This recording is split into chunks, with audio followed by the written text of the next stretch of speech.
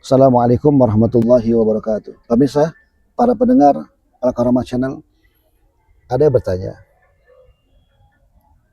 kepada saya, Ustadz, ada istilah anak durhaka. Apakah ada orang tua durhaka?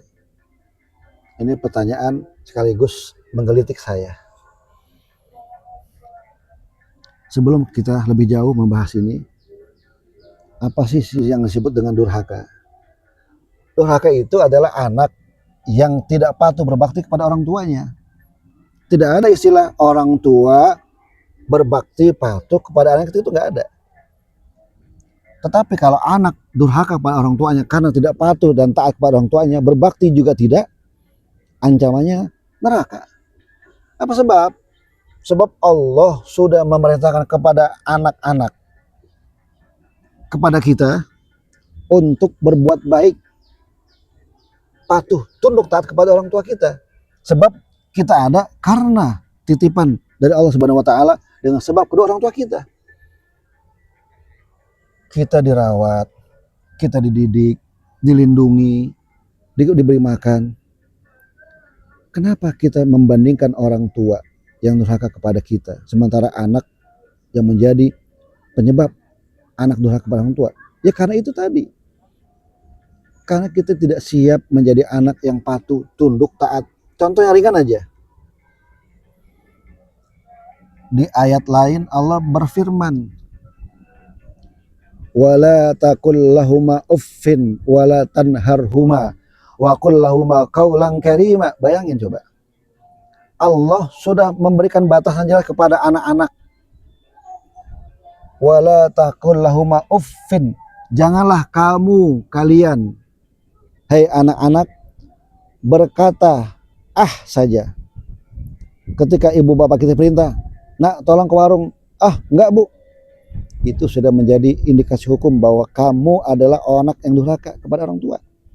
Apalagi walatan haruma, jangan pernah membentak orang tua kita, ibu kita.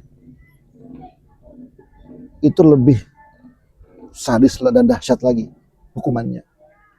Udahlah kita nggak pernah memberikan kebahagiaan dengan materi, dengan sikap kita, membentak orang tua kita dengan sengaja. Ibu kita yang merawat kita sejak kecil. Sebelum bisa makan, orang tua kita mengajari makan. Sebelum kita bisa berdiri, orang tua kita yang mengajarkan jalan untuk berdiri. Sebelum kita bisa bicara, orang tua kita yang mengajar kita berbicara. Ingat, ancaman orang yang durhaka kepada kedua orang tuanya menyebabkan kesengsaraan bukan saja di alam kubur dan alam akhirat, tetapi di alam dunia pun kalian sebagai anak akan mendapatkan kesulitan, kesengsaraan hidup. Meskipun kalian anak orang yang sukses dalam materi, ingat, harta itu enggak berkah. Karena di dalamnya ada sakit hati orang tua kita. Nauzubillah min dzalik. Rasulullah SAW bersabda, ridallahu fi ridal walidain wa sukhtullah fi sukhtil walidain. Kalau engkau pengen mendapatkan ridho dari Allah dalam dunia ini, ambil ridho orang tuamu. Tapi sebaliknya, kalau Allah murka, udah pasti dengan sebab engkau telah membuat hati mereka luka dan sakit hati.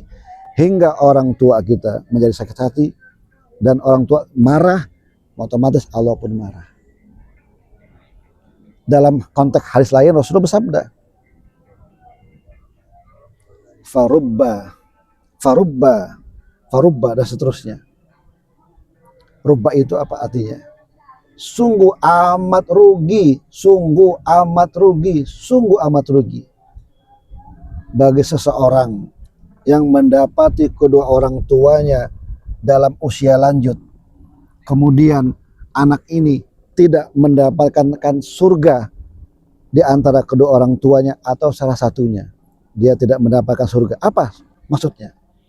Dia tidak bisa berbakti kepada kedua orang tuanya atau salah satunya.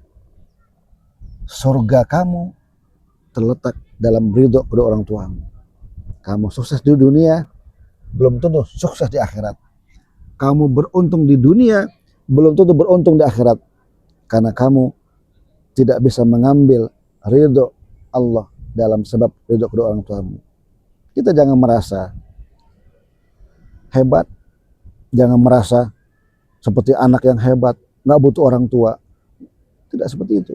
Agama memberikan tuntunan yang jelas. Kalau kamu ingin sukses, kamu ingin bahagia, kamu ingin sejahtera, berbaktilah kamu kepada kedua orang tuamu. Ingat ancaman, kalau seorang anak durhaka kepada orang tua, tidak menunggu azab akhirat, tetapi di dunia pun Allah akan menyempitkan duniamu. Allah membuat sengsara hidupmu, dan Allah persempit hatimu hingga kamu seakan-akan tersiksa di dunia ini. Nauzubillah min dzalik.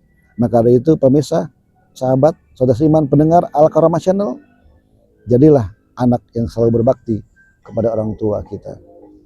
Karena kebahagiaanmu, suksesmu, surgamu ada pada mereka berdua. Semoga kisah ini, cerita ini, nasihat ini menjadi inspirasi buat kita semua. Amin ya rabbal alamin.